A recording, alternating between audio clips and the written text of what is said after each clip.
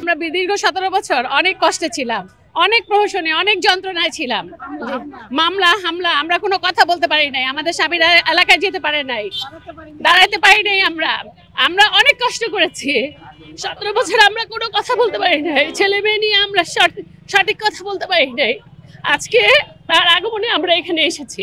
এত মামলা, এত হামলা, আমাদের বাচ্চারা, আমাদের স্বামীরা, আমাদের এলাকায় কোনো কিছু আমরা করতে পারি নাই। কথা বলার স্বাধীনতা আমরা হারিয়েছিলাম, এখন আমরা নতুন করে কথা বলার স্বাধীনতা আর কি ফিরে পেয়েছি।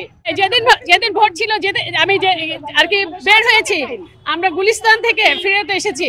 আমাদেরকে ওখানে মামলা, আমার স্বামী ফুলকপি ক্ষেতের উপর দিয়ে পলায়ে চলে আসছে, পুলিশ তাকে ধরে নিয়ে যাবে। আমার স্বামী এত কষ্ট করেছে ওখানে। আমি আজকে তাকে আমার মন থেকে আমার বেগম খালেদা জিয়াকে অভ্যর্থনা জানাতে আসছি।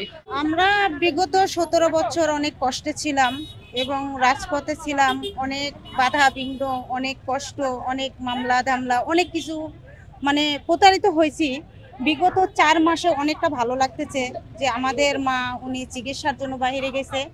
আরো বেশি ভালো লাগতেছে যে আমাদের দেশে আজকে আসতেছে, এই জন্য আর কি। আমরা আজকে সকাল থেকে অপেক্ষা করতেছি বেগম খালেদা জিয়া এবং জুবাইদা।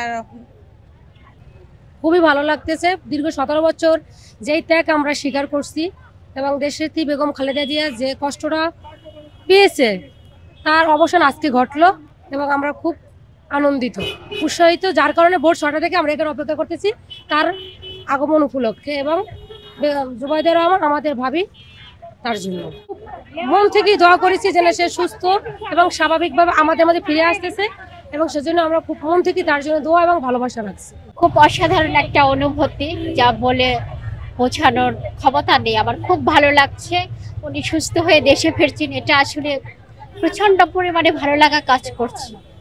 আল্লাহর কাছে শুকর আদায় করবো, আল্লাহ আমাদের মাকে আমাদের কাছে ফিরাই দিছে, এর আল্লাহর কাছে শুকরিয়া আদায় করবো। এবং আমি প্রথম দিন গেছি, আমি সেদিন আল্লাহর কাছে ফরিয়াদ করছি, আল্লাহ তুমি যদি আমাদের মাকে আমাদের মাঝে ফিরিয়ে আনো, আমি 2টা রোজা রেখে দেবো তার জন্য, তার শারীরিক সুস্থতার জন্য। তাকে যেন আল্লাহ আমাদের মাঝে আরো দীর্ঘদিন যাবৎ বাঁচিয়ে রাখে।